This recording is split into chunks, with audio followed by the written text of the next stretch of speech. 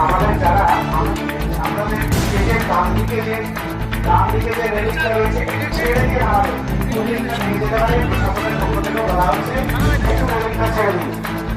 আমাদের প্রোগ্রাম চলছে। আসলে আমরা অনেকদিন থেকে স্বপ্ন দেখছিলাম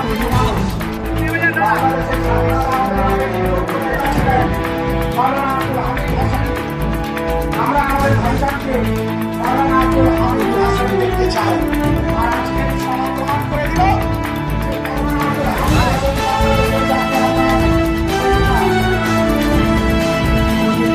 আমার নাম মোহাম্মদ আব্বাস সিদ্দিকী। আমি স্বাধীনতা সংগ্রামী পীর আবু বকর সিদ্দিকী চতুর্থ প্রজন্ম প্রফেসর আহলে সুন্নাত ওয়াল জামাতের সর্বভারতীয় সাধারণ সম্পাদক।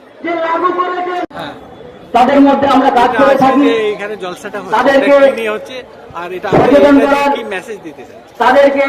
এটা হলো একটা জনসভা সমাজে ফুরফুরাশি আহলে সুন্নাত ওয়াল জামাত অ্যাসোসিয়েশনের পক্ষ থেকে এটা হচ্ছে।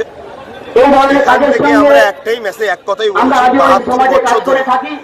আদিবাসী দলিত মুসলমান আজকে আমাদের গণতান্ত্রিক যে সংবিধান মৌলিক অধিকার দিয়েছে, অধিকার সবাই দেবে বলে কিন্তু দেয়নি।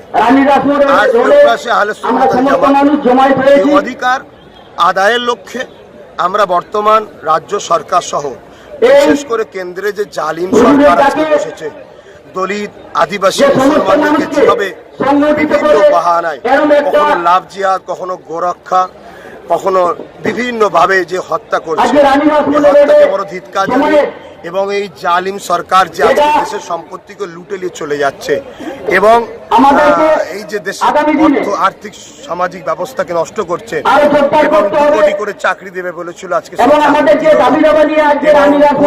করে টাকা দেবে বলেছিল, দিল না। অথচ সেই সরকার দেখা যাচ্ছে বাংলায় আবার একটা মানে অশান্তি তৈরি করার জন্য বাংলাকে দখলের চেষ্টা। আজকে বাংলার স্বাধীনতা সংগ্রামী পীর আবু বকরের সন্তান হিসাবে আমরা জানাতে চাইছি যে বাংলায় এই সন্ত্রাস দলকে আমরা কখনো এবং আদিবাসী দলিত যারা পিছিয়ে আছে এদের প্রত্যেকের পরিবার পিছু একটা করে চাকরির দাবি আমরা তুলেছি, কম্পালসারি একটা করে এবং স্বাধীনতা সংগ্রামী পীর আবু বকর যার জন্মভূমি ফুরফুরাশিতে সুপার স্পেশাল হসপিটাল এবং মাতৃ সদর কি বলে বিশ্ববিদ্যালয় করার দাবি তুলেছি।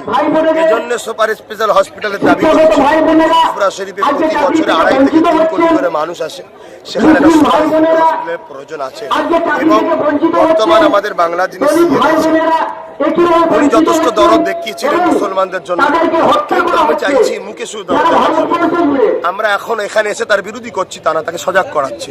আমরা তাকে বলতে চাইছি যে এই মুসলমানই কিন্তু আপনাদের জন্য অনেক লড়েছে, আজকে এদেরকে বঞ্চিত রাখছেন, শুধু মুখে বলছেন। হতে পারে আপনি দিয়েছেন, আপনার নিচু তলার কর্মীরা সব লুটপাট করছে। তাই আমরা ইনাকে শ্রদ্ধার সাথে এখান থেকে জানাতে এসেছি সিএমকে যে ফুরফুরাশি আবু বকর সিদ্দিক যিনার আজকে বাংলার বুকে 3.5 কোটি ভক্ত মুরিদ আছে, বেশি তিনার জন্মভূমিতে একটা সুপার স্পেশাল হসপিটাল এবং বিশ্ববিদ্যালয় হোক এবং ওয়াকফ সম্পত্তি এরা মুসলমানদের ব্যক্তিগত টাকা, এই টাকাটা 72 বছর লুটা চলছে। আমরা চাই শেষ পত্র প্রকাশ করা হোক এবং ওয়াকফ সম্পত্তির কমিটি আছে, কমিটিতে আমাদের একটা সংগঠনের কর্মীকে রাখা হোক এবং ওয়াকফ সম্পত্তি মুসলিম গরিব ছেলেদের উচ্চ মাধ্যমিকে 80% উপর যেসব ছেলেরা পড়াশোনায় নাম্বার পেয়েছে তাদের উচ্চ শিক্ষা শিক্ষিত করার জন্য খরচ করা হোক।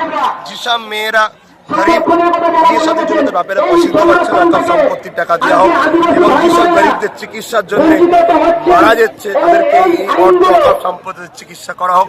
যেসব যুবকরা বেকার আছে তাদেরকে আর্থিক সহযোগিতা করে তাদেরকে কর্মজীবনের ব্যবস্থা করে দেওয়া হোক। দাবি নিয়ে সেনাদের উপরে অত্যাচার হচ্ছে অথবা আমরা আন্দোলন করছি।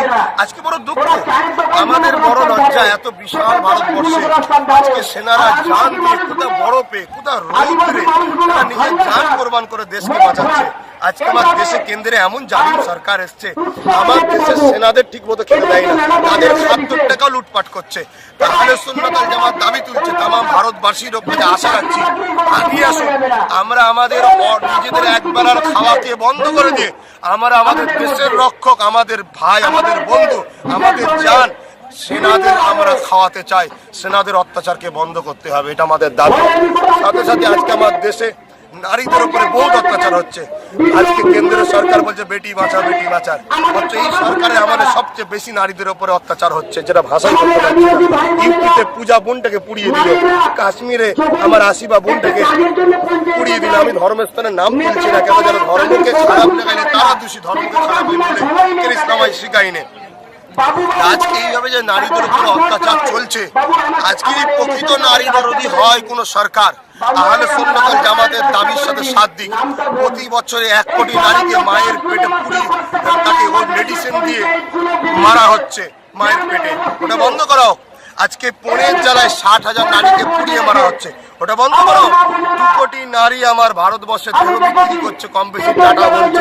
ওই নারীগুলোকে পেটের খিদে মেটা আমার দেশবাসী মেয়েরা কেন দেহ বিক্রি করবে?